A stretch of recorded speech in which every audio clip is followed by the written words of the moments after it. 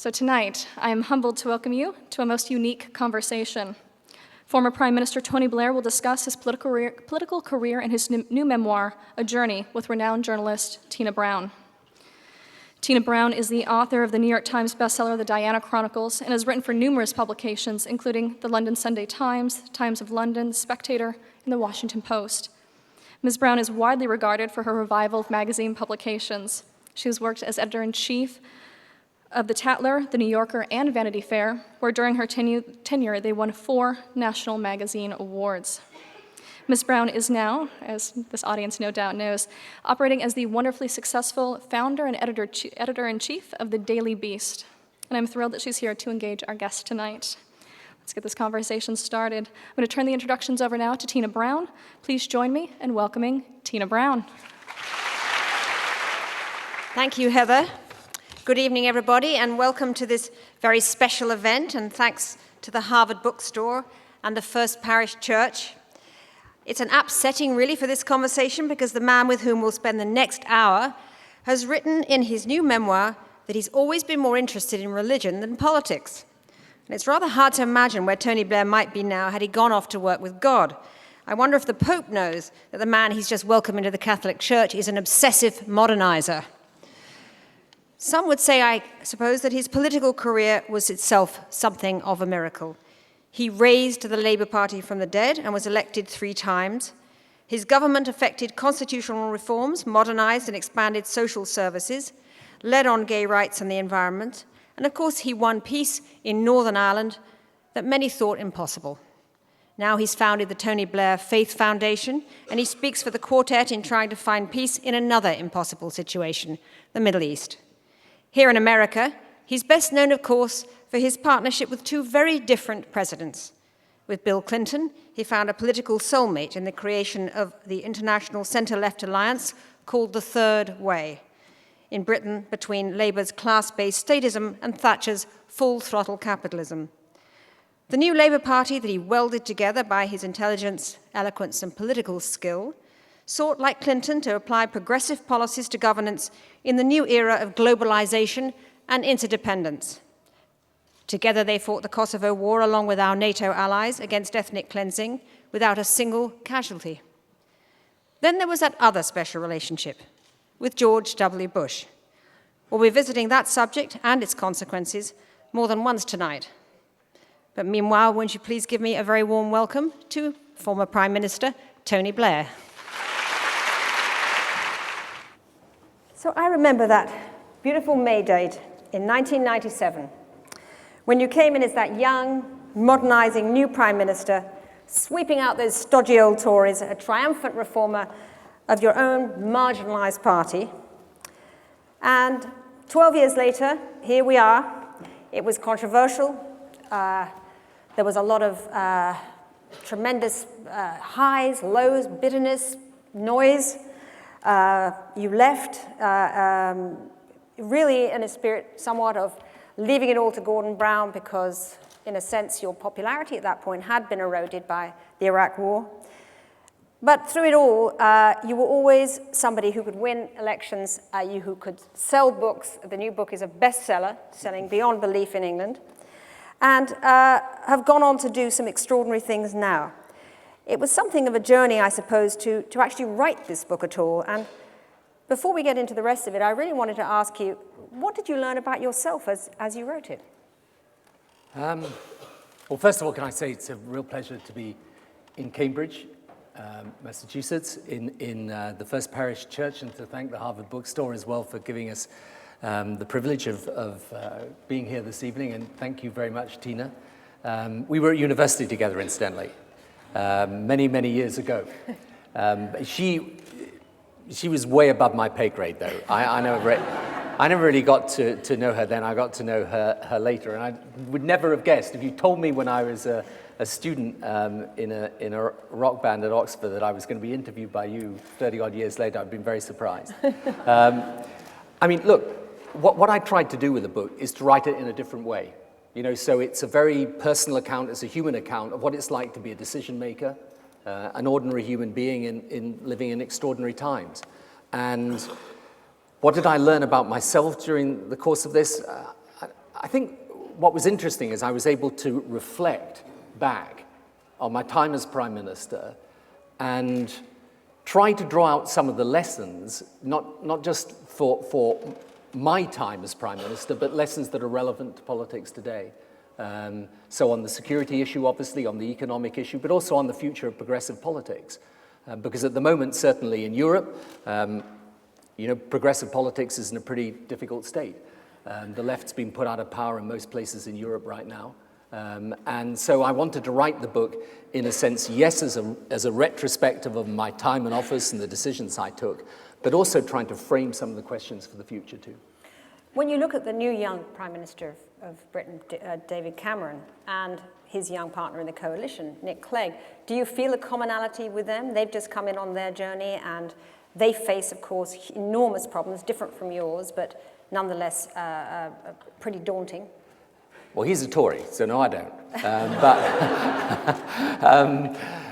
Except that I do in one sense, of course. I mean, the toughest thing in politics today is, it was an American politician, actually, Mario Cuomo, who said that we campaign in poetry, but we govern in prose.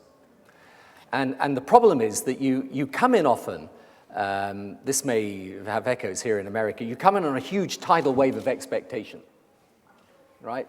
Because the other lot of people have been there for a long time, they've become unpopular, you're campaigning to get the job, you get the job. And then what you find is that actually the realities that you face and the decisions that you have to take are difficult, are hard. And that very quickly takes the edge of all that, great expectation off you. I mean, I remember straight after President Obama's victory, meeting somebody in New York back in December 2008, before he'd actually taken over, and she said to me, "Isn't it wonderful? Now everything is possible." And I said to her, "Like what?" And she said, "Well, everything." And you have that feeling and sense when you're the new government coming in, but very quickly you have to settle down to the long, hard slog, difficult business of governing. Obviously, the Tea Party movement in the primaries yesterday have a lot to crow about now. There was a lot of, they've had, some big traction recently here. What do you think about the Tea Party movement in America? How do you explain it, looking at it as you are, as a tremendous professional, political understander of how politics works? What do you see in the Tea Party movement? I think it's interesting if you compare this with what's happening in Europe right now as well. And basically my thought of today's world and today's politics is that we live in an era of low predictability, right? You look at the economy or security or any of these issues, it's really tough to work out where things are going to go and what the right answers are. And in this climate, therefore, people get quite insecure. Right? And then someone comes along and says, "I've got the answer." And if they appear to be definitive enough and clear enough, they can pull people towards them. So you could get an election in Europe, in fact, some elections are being won in Europe, on a sort of anti-immigrant, pretty hard line right-wing message. The Tea Party here obviously is in a different context, but it's very much a sense that we are going to take on the people in power, we're going to change everything, everything is possible provided we kick these people out and we put these people in. It's a very powerful and beguiling political message right now. And what it means is that those of us who are maybe more from the center ground of politics, we got to get on our mettle a bit, I think, and get out there and argue with sufficient clarity and strength ourselves about why some of these answers may sound very, attractive, but actually don't really result in much of an answer, and why, in fact, a sensible, modernizing, and more moderate position is actually where people should be. Because I think the other interesting thing, and I think you can see this here, but you can see this again in Europe, is that you've got a sort of paradox happening. I think the center ground in terms of public support has never been stronger, but I notice a sort of quite partisan divide in terms of the way political parties are tending to approach things now. And it's Why kind is of it, do you interesting think, Tony, phenomenon. that it's so hard to find passionate centrists who can communicate with the same kind of vivid color and connective tissue that the people in the marginal extremes of politics are able to do? Because, you know, you would think here was Obama, who was such a great communicator. If anybody could do it, he could. And yet, oddly enough, the language of centrism that, you know, you might say is embodied by him just doesn't connect in the same fervid way. First of all, a sort of claim of opposition is so much, in a sense, more powerful than a claim of responsible government. You know, so if you're out there saying, these people are rotten and terrible and they've let our whole country down, it's a very strong and powerful message. If you're there sitting there in a reasonable position in government saying, well, actually, the following 5 policies are immensely relevant to how we determine our future, and, you know, people are, oh, yeah. And then you've got, you know, frankly, you've got a media environment today in which, you know, you just imagine it in the newsroom. Someone comes up and says, Obama, I think, has got this on balance wrong. Because I think when we really analyze it, it's not quite the right answer. No one's going to, I mean, that's not a piece of reporting. Someone comes up and says, Obama is taking this country to hell in a handbasket, they're going to be on the news. Yeah, but it's nonetheless, it is the job, as you found in politics, to see those moments and figure out a way to connect with the public. And actually, one of the most interesting things that I found in your book is a lot of the stuff I think that's the best in the book, actually, is your ability to sort of explain the emotional quotient factor in politics and how important it is to understand these moments and be able to get a message across. And you write that the moments when people switch on are defining moments. The trick is to spot them. Missing them is very bad news. The professional politician, every waking moment is defining. What were for you, those kind of defining moments where you saw that and you came out?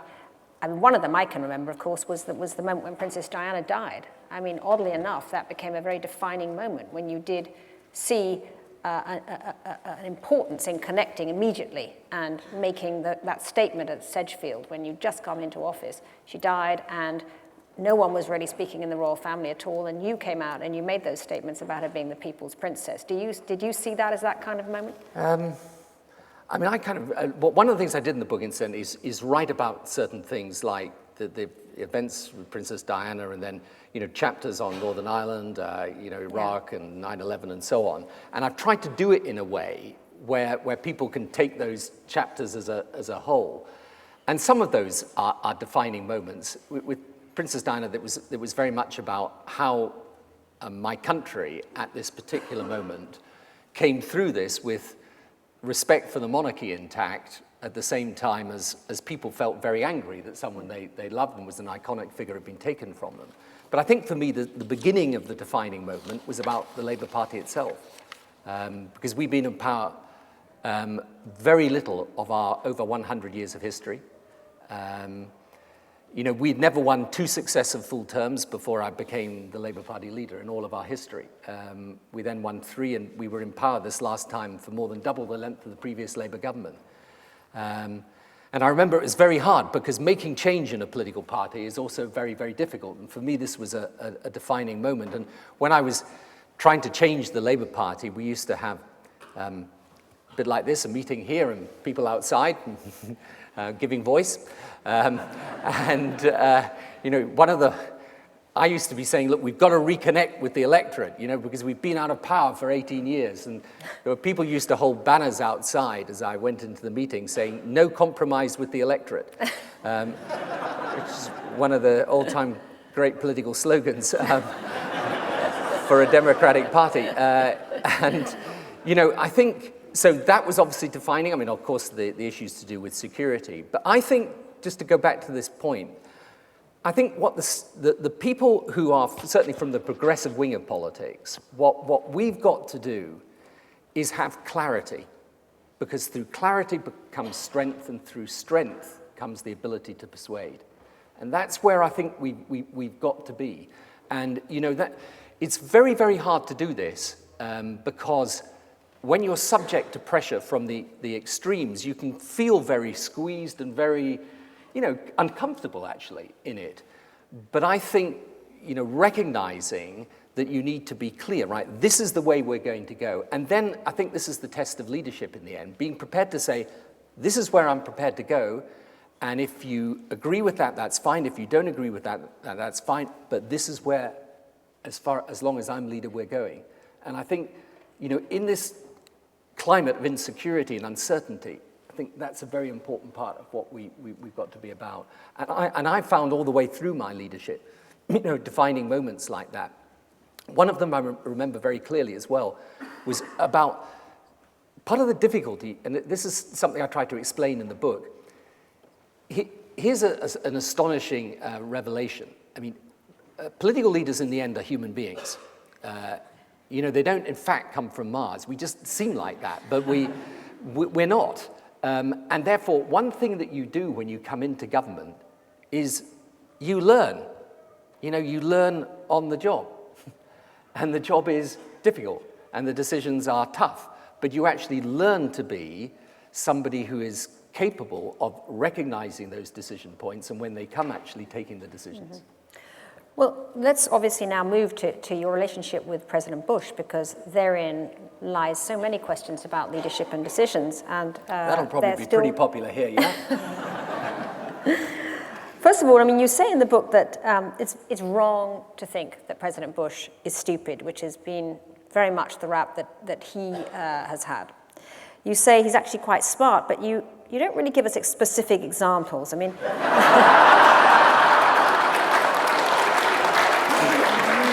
Yeah. So I knew this was is going to be tough. This is our chance. When did you say to yourself, when? Give us an example of him. Do it for us, Tony. Well, I tell you what I thought. Smart in the way of Bill Clinton, no. And this was the single most difficult thing for me, because I was obviously from the progressive side of politics, completely different politics. But I think there was a clarity about his view after September the 11th that I shared. Now, many people didn't, and many people don't today, but I did. And the difficulty was, and I found myself, obviously, as time went on, it was extremely difficult for me to be supportive, particularly as a Labour Party leader, of a Republican president that was, let's say, not wildly popular in Britain at the time. And yet this was the problem for me. I actually thought and think that on that central question, namely that September the 11th changed the whole prism of foreign policy, was basically right. So it was it was difficult. And I think in relation to this issue, actually, and him as a person, first of all, I think your political system, given you what you have to do to win the nomination and then what you have to do to win the presidency, it's easy to caricature people as stupid, but I personally think not many people survive that process unless they've got a certain basic level of intellect and indeed credibility. But I also think that one of the hardest things about the political decision-making now, as we look at the world now, is, and I find myself, and I say this in the book, I actually don't think people are foolish if they disagree with me on Afghanistan, Iraq, 9/11, any of the rest of it. I think there's a perfectly rational case against what we did. It's just that in the end, I came to the conclusion and went the way that I did. So now, of course, a lot of the book, you very carefully, in a very painstaking way, sort of tease out your case, if you like, for why you did make this decision about Iraq, and that you today still feel strongly that it's something that you would really have done again, or certainly that you don't regret having done. And you offer no apologies or you defend your decisions. But I actually did get the sense that you are still working it through, that you aren't fully at peace, if you like, with the decision. Almost as if you were protesting, a little too much and teasing out just with a little too much emphatic quest for the detail. It was one place where I didn't feel that you had that internal, real clarity about what happened? Well, I think you'd be very wrong and indeed somewhat lacking in humanity if, given everything that's happened, you didn't constantly reflect and reconsider, and I do. And I think the hardest thing, because I think, to throw it forward, we've got a very difficult decision on Iran facing us right now. And I think these risks are incredibly difficult to judge. But I came to the conclusion in the end, there was kind of two different ways of dealing with this. One way is to manage the world as it is. Look, I spend a lot of time out in the Middle East now. I see this strain of extremism everywhere. But it's possible that the way to deal with it is to just manage it, where there are countries that depart from proper norms of behavior, you try and circle them with sanctions or whatever, and you try basically to create a situation in which there is a benign evolution of this extremism. Right, that's one strategy. The other strategy is to say, no, this thing is never going to evolve in a benign way, it has to be confronted. Now that's, in the end, the decision that I took. And the reason why I took that was essentially because of what happened on 9/11. And the reason for that was because that was the worst terrorist attack the world had ever had, 3,000 people killed in one day in New York. My whole point there all the way through about that was, and this is what changed my thinking in foreign policy terms, if those people could have killed 30,000 or 300,000, they would have done it. And they would still, in my view. And therefore, when I look at, for example, today, the issue of Iran and nuclear weapons capability, my view is you cannot let them do that. You cannot let them acquire a nuclear weapon. Now, some people would say to me, well, what, are you crazy? You're actually now contemplating military action against Iran after everything we've been through, to which my answer is, I don't want to contemplate it. I think we should try everything else, but I don't think you can take that option off the table. And yet the one thing I think that we'd all agree that Iraq taught us was this terrifying law of unintended consequences, that in the taking out, if you like, of one megalomaniac despot who was torturing his own people, we let loose a Pandora's box of absolute, unintended consequences and tribal, rifts and civil war and Al-Qaeda pouring in where they hadn't been before, and all of the Iran then getting into this terrible sort of toxic brew that then came forth in Iraq.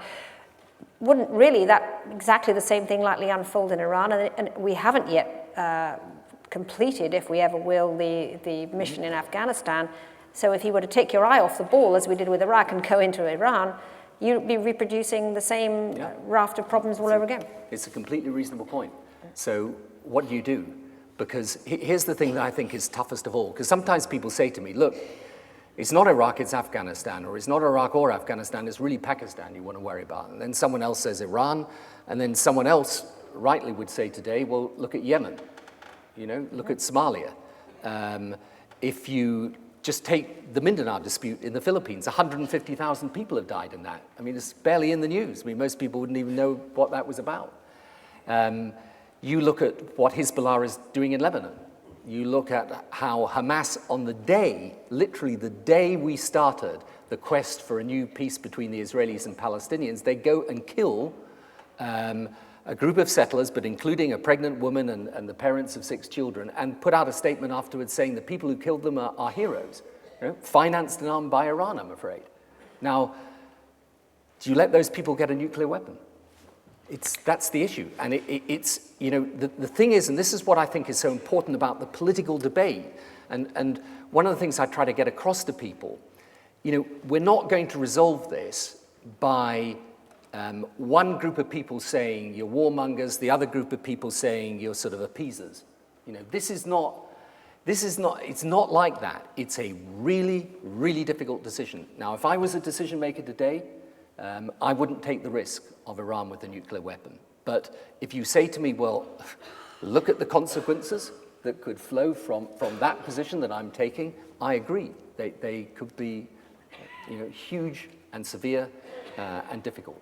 But I wouldn't let them do that. I wouldn't let them do Well, that. I think that, one of the sources, I guess, of quite a lot of the bitterness in a way in the UK for those who don't seem to feel they will ever get over Iraq is just a sense that you were sort of run over by the Bush Express train, that you pledged to stand shoulder to shoulder with Bush, and yet when you argued for the second UN resolution authorizing military action, Bush, he made the decision anyway to go ahead without it. And President Clinton told the author Andrew Rawnsley, Tony was caught naked in the middle of the room. Wasn't that for you a humiliating moment? Didn't you feel let down by your partner in this enterprise? We couldn't get the second resolution because in the end there was a political decision by Russia and France not to back it. So it was never going to happen that way. But it would have given you a moral high ground from which you could at least have protected your own political... Well, I may have been able better to protect my own politics, but let's be honest about this, it wouldn't have made a difference to what was going to go on after the removal of Saddam, because that was the problem. And that in itself holds a really important lesson in this. The truth is we got rid of Saddam in 2 months, right? From the middle of 2003, from June 2003, we were there, American forces, British forces, the forces of other countries, with full UN authority, with a UN process. UN people moved in, set up the electoral process, opened the office in Baghdad. What happened was the terrorism came in from the outside. Al-Qaeda linking up with some insurgents, it's true, but basically Al-Qaeda on the one side, Iranian-backed militia on the other. And the problem that I have with the idea that, well, if you knew that all those people were going to come in and do this, should you then have just stayed out, is I think we've got to be really careful as to what we're saying here, because that external force that started operating on Iraq is, of course, exactly the same type of phenomenon we see not just right round the Middle East, but of course in Afghanistan, where it's also very difficult today, and where in a sense everybody, from pretty much a point on the left spectrum right through to the right, thought that it was the right thing to do. And I fear, look, this is just my view about this, and I base this as much as anything else on spending time out in that part of the world. I think we are in a situation where there is this strain of extremism. It's based on a perversion of the proper faith of Islam, which is a peaceful and decent faith, but it's there. And its narrative, which is that the West is oppressing Islam, reaches, I think, far deeper into the spectrum of opinion out there than we really think. And so, Do you feel that at the time, though, you didn't ask perhaps deep enough questions about that, about the contextual undertow of all these issues about Islam and the sects and the differences between them and what we could possibly be stirring up with this I think on the invasion? Sunni-Shia divide, I think we did ask the questions, but I think you're right to this extent, and I actually say this in the book, that I know a lot more about this now than I did then, and we know a lot more about it. I'm not sure, though, that it would have been right to have let those people, though, if you'd known about it, say, okay, well, as one Iraqi put it to me, so we've got a choice between rule by Saddam and rule by terrorists. Why can't we have your choice? Which I think is a reasonable position. I think, to me, the key thing is, if Afghans and Iraqis, and, I can think of other cases as well, if those people were saying to us, look, we don't want this democracy stuff. Yeah, that's a Western idea. Go and take that somewhere else. But they're not. And, I think one of the most important things in the Middle East right now is that there are people and countries that are developing democratic institutions, just beginning to do it. We should be encouraging them. We should partner alongside them. So I don't think the answer to this is all military might and hard power. There's a whole soft power agenda that we need alongside with it. But where the terrorists are using these terrorist activities and tactics, I do think it's important that we stand up and that we are prepared to confront them and defeat them. Obviously, in taking on this position, this shoulder-to-shoulder with the Bush administration, which was so violently unpopular in the UK, you lost that political capital that you had, in a sense, with your own nation. You had an argument with your own country, in a sense. An unwise thing to do. An unwise thing to do. Democratically elected politicians. And it still rankles, as we know, tremendously so. And of course, at the same time, it probably didn't help you in your battles with the man who started as your partner in New Labour and really became an internal rival, who was the Chancellor of the Exchequer, your colleague, Gordon Brown, who always thought that he should have been the Prime Minister, except that he wasn't. You were. It's not an uncommon thing, actually, in politics. You know, and yeah. you write about the titanic struggles between you.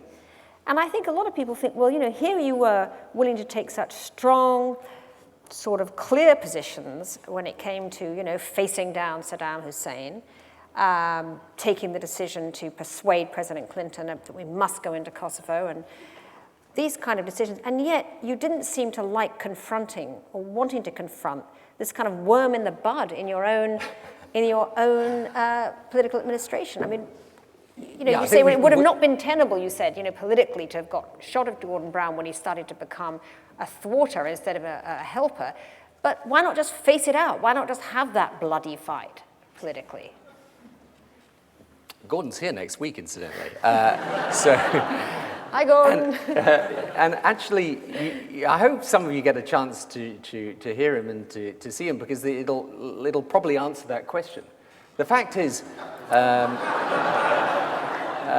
he is we had a severe political disagreement, and it was very, very difficult. But I will always say, and do say in the book, he's also someone of absolutely outstanding brilliance, played an enormous part, for example, in the financial crisis internationally, was a great part of the government.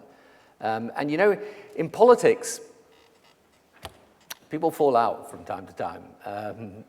The point is that in the end, obviously, he wanted to be Prime Minister, and I was Prime Minister. But the reason wasn't a fear of confronting him. It was a judgment that in the end, his presence in the government was better than his absence. Well, he's certainly not missed in England now.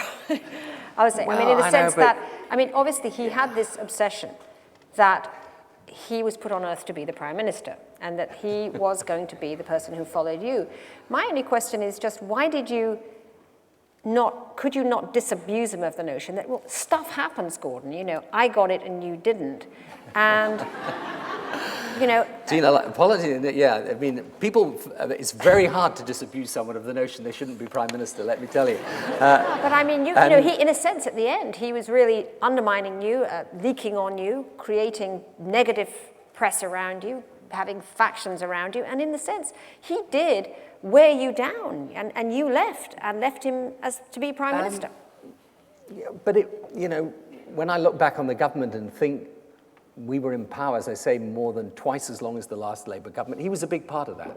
So, yes, I mean, you know, I haven't hidden in the book, and I describe in the book, this was an interesting partnership as well, because of course we were, you know, very, very close political friends, and and personal friends indeed, all throughout the 1980s when the Labour Party was in the wilderness and we were thinking through all this. So it goes back a long way, this relationship, and people always ask me to explain it, and I never can. It's complex and it's difficult, but in the end, I retained and still retain an immense affection for him. And incidentally, you know, you're right that people can be very harsh about him now, but I actually say in the book, and I mean, they underestimated his ability to be Prime Minister when he wasn't, and they actually underestimate his time as Prime Minister now. And I think the single biggest decision he had to make, and it was the biggest decision that any political leaders had to make in a long time, I mean, probably on a par with some of the decisions I had to make, was in the financial crisis. He stepped in, he recapitalized the banks in an imaginative way and in a way that was really important for the future. So you know, funnily enough, people often felt harder against him on my behalf than I did myself.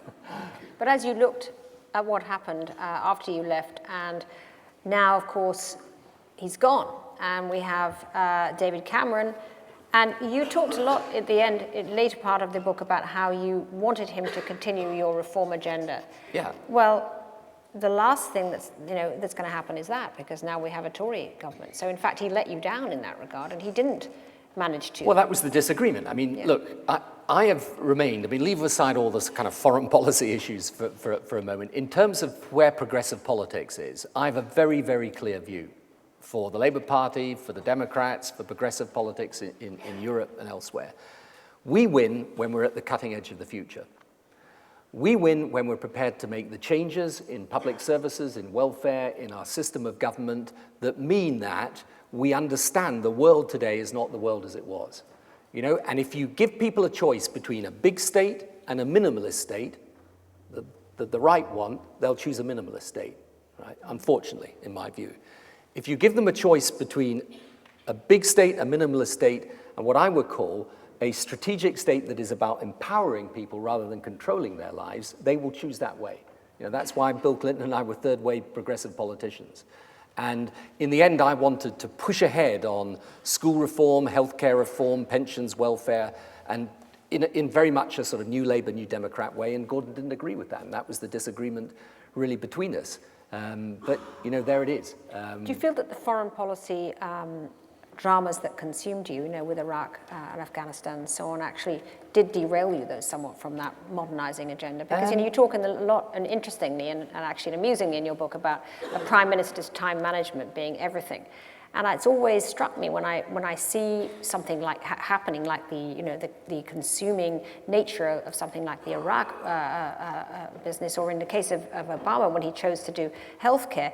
How much really can one leader do at a time? I mean, there's a kind of PR of it is always, well, we can deal with a lot of things at any one time. I mean, it's never going to be absorbed into one issue. But actually, surely that's not true. Life is what it is, and you are absorbed with one issue. I mean, did Iraq not utterly consume you for several years? Actually, funnily enough, in my second term, 2001, 2005, was when we really started to get public service reform going.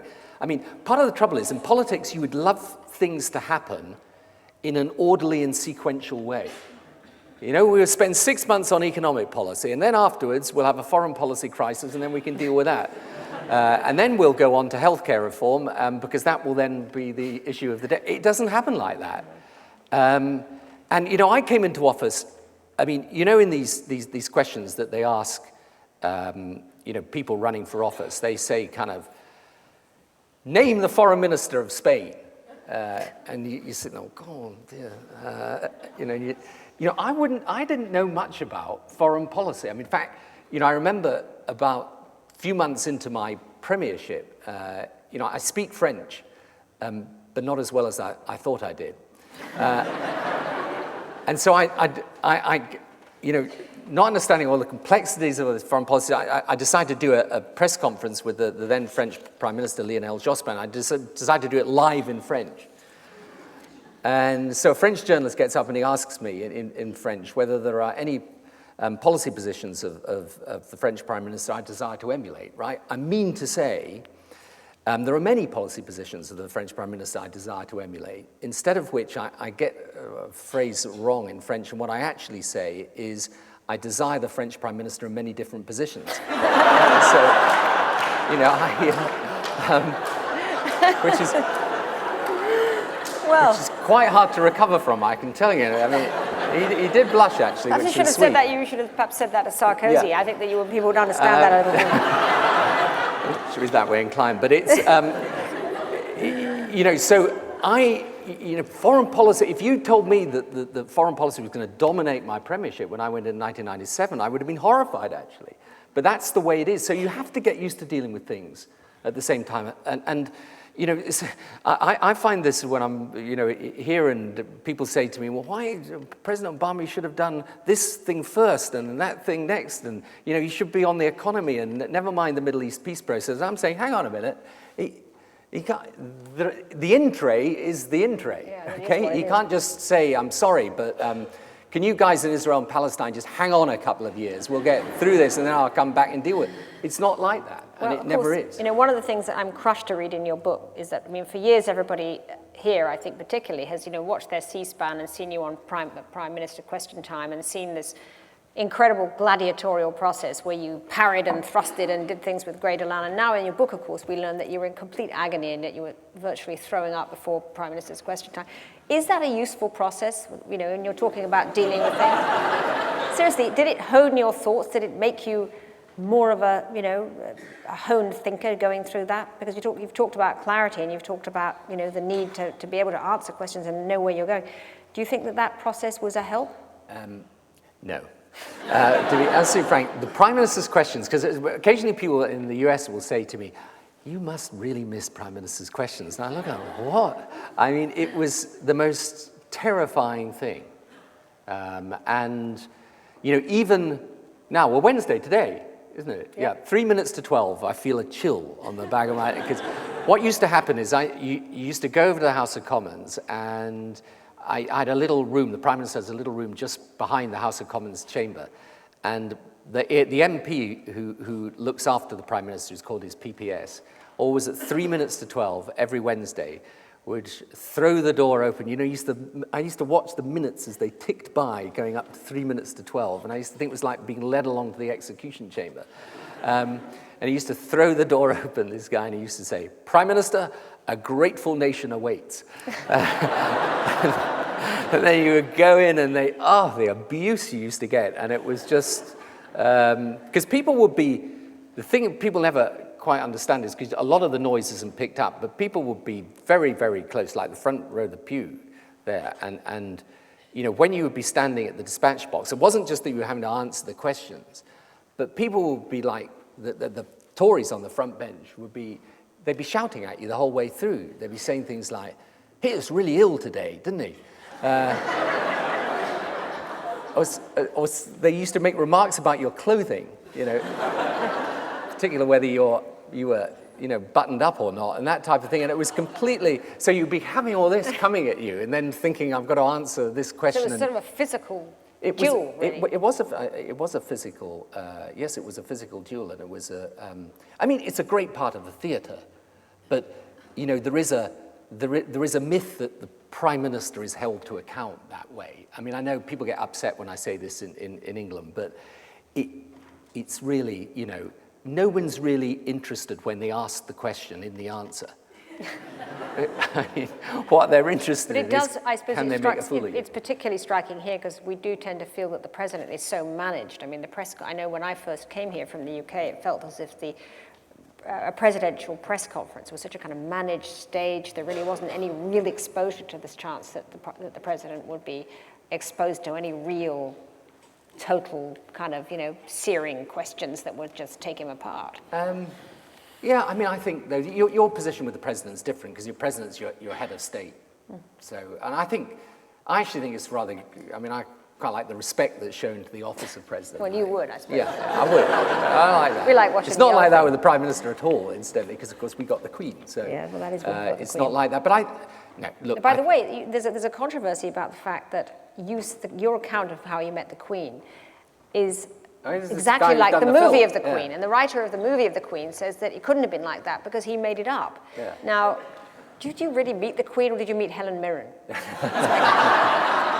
Well, no, I read that the guy who did the movie said this. I mean, I've actually told this story for years. It happens to be a true story. What happened was that when I went in for the audience with the Queen, well, there are two things that happened actually, which I don't know that this is in the movie. I haven't seen the film for a reason I will give you in a moment, but my wife has and my kids have and lots of my friends have. What happens, we have an election campaign that's about 4 weeks. It's a little different from you.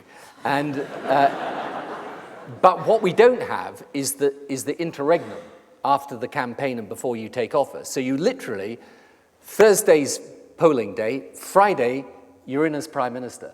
So you're completely exhausted, incidentally, as because you've been up all night listening to the results and, you know, making speeches and so on and so forth. And you go along to Buckingham Palace to then become the Prime Minister, because you are not the Prime Minister until the head of state has blessed you and made you the Prime Minister, as it were.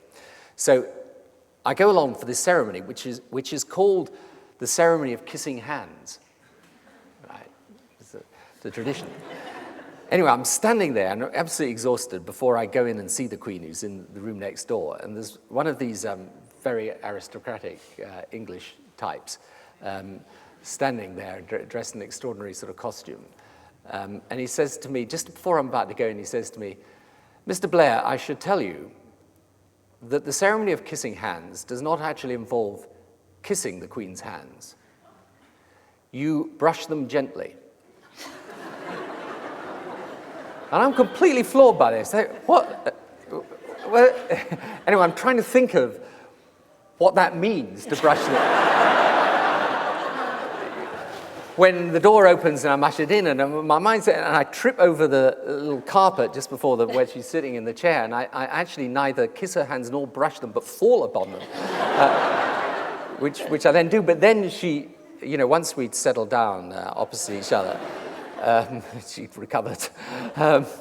She then said to me, "Well, my first prime minister was Winston, and that was before you were born."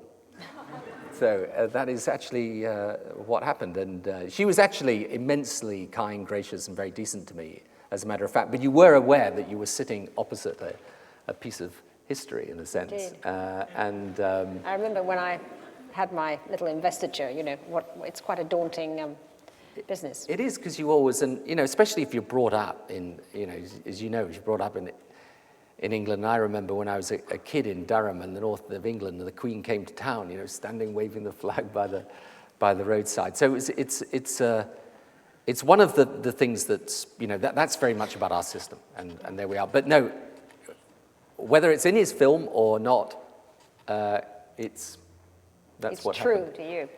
Oh, and I meant to tell you why I haven't watched the film. Yeah, because when the film came out, I had my audience with the Queen, right? I mean, the real Queen, not Helen Mirren. So we're sitting like this, and you always sat literally just the two of you in the room, and you would have about an hour and a half together talking about everything in the world and everything. And the Queen says to me on this occasion, I sit down, she says to me, "I hear there's a film." There's a pause. She says, "About us."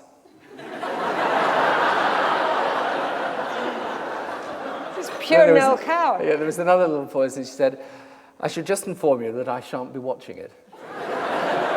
So I then said, "Well, in that case, I don't suppose I will be either then." And I haven't. I love it, that's great. Well, let's get back to that comment. You said at the beginning, I said at the beginning, you mentioned at the beginning that you said that you'd really been more interested in religion than politics, which is really extraordinary, because you throw that out about page 636, and you've now got your faith foundation. But can you just tell us a little bit about your faith, Tony? I mean, you recently became a Catholic. How does your faith inform your decisions? Well, here's the thing, because people say often, look, you say religion's more important to you than politics. You don't talk a lot about religion in the book, or not very much. And I will say about my faith that I mean, I am someone of religious faith, and that's what I believe, and so on.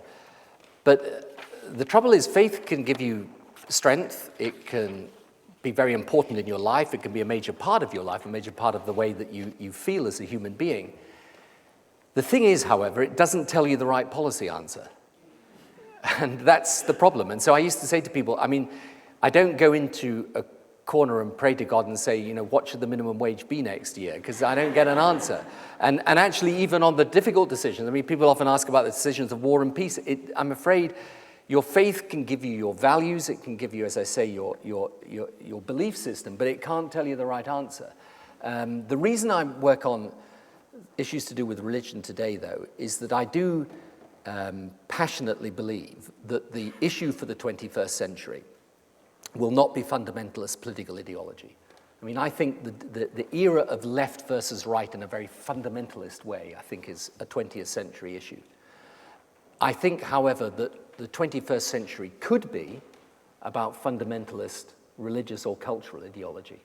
And I think the single most interesting thing, you see this here, you see this right around Europe at the moment, is religion and its position in the public space is a huge issue. Well, of course, we have the ultimate teachable moment on that for your Faith Foundation with this whole row about the mosque in Ground Zero. Had that controversy, this inflamed issue happened in your country when you were Prime Minister, if this same issue would come up perhaps on the ground, in the venue of where the July bombings happened in the UK and a mosque was being put up, how would you have handled it? I think there's a really, really important principle here. And in a sense, we did have a similar type of issue, actually, when I was Prime Minister, which was about whether Muslims should be entitled to have Muslim schools, because we have church schools in the UK. And we have actually Jewish schools in the UK. People are allowed to do that in a way you're not in your public school system here. And the issue was whether Muslims could start their schools. And I took the view then, and I would take it now about any similar issue, is that one of the civilized values we're fighting for is that people should be treated equally irrespective of their religious faith. And you cannot say that that is true for Christians but not for Muslims.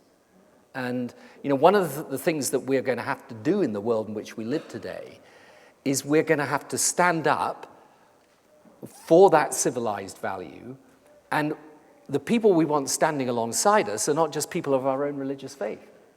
We want Jews and Muslims and Hindus and Buddhists. This extremism is based on a perversion of Islam. It is a strain within Islam, and you can't deny that, and I think it's foolish to deny it. But let's be absolutely clear. The way to defeat it is to say that you may have your views to the right religious path as a Muslim. I have mine as a Christian, but I will respect you and treat you as an equal and will not discriminate against you. And that is, to me, absolutely fundamental. I introduced actually the first Muslims into the House of Lords. I made the first Muslim minister that we'd ever had in my government. The first military action I took was actually in respect of Kosovo, where we were protecting Muslims against a Christian country in Serbia. And I just think, I really do believe this. The only way we are going to win in the 21st century is on the basis of mutual respect and solidarity between people of different faiths, and anything else plays into the hands of those who want a religious conflict. Tony, I just want to ask you one last question now as we get to the end. You said, as you say at the end of your book, it has never been entirely clear whether the journey I've taken is one of triumph of the person over the politics, or the politics over the person. The book's called The Journey. But is there a more personal book to be written, do you think, as you further resolve that question? I don't know. I think, one book's enough for the moment. I think what in the end I think and hope you'll get from the book, and this is why I wrote it in the way that I did write, and I wrote it kind of laboriously, longhand, since my technological skills are somewhat limited. What I've tried to do is to give you a personal and human account of what it's like to be a decision maker. And the oddest thing, I love going and addressing groups of young people, particularly actually in schools and things, where I kind of look at them all gazing up at me. When you're prime minister of a country and you go along and there you are, the prime minister, and they're sort of thinking, it's interesting, that's the prime minister. You see him on the telly, and I try to explain to them, I was like you once, and actually you have the same doubts and hesitations and worries and inadequacies that anyone else has. And one of the problems with today's politics is people want to know far more about their politicians and their decision makers. You know far more about their private lives, about the people around them. They fill the gossip columns. You really wonder, in your politics here or in ours back home, how would Winston Churchill and Lloyd George and John F. Kennedy and everyone fare today? I would, with all that degree of scrutiny. And what I wanted to do in the book is say, if that's the way it is, which it probably is today, you want to know far more, and you're going to know far more, then know it from the other side of the fence as well. Because otherwise what you do is you invest in your politicians hopes that can't be realized and expectations that are bound to be disappointed. And the single most important thing to realize in the end is the only way government today works in the modern world, where people can't afford to put their politicians really on a pedestal, but should have some regard for their humanity, is through partnership, through some sense of shared responsibility between the government and the governed. And the real problem is that that is harder for all of us, not just hard for the politicians, it's hard for the people as well. And the people, it's so easy for them to say, it's their fault, so chuck them out. And all that does actually is lead to a fresh wave of expectation and then a fresh wave of disappointment. And actually, if you come to a more realistic, more sensible, more practical, better grounded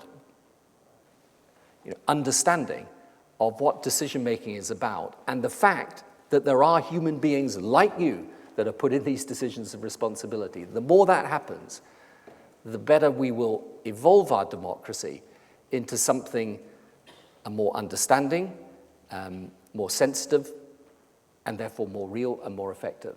And that's what I've tried to do. Thank you very much, Tony Blair.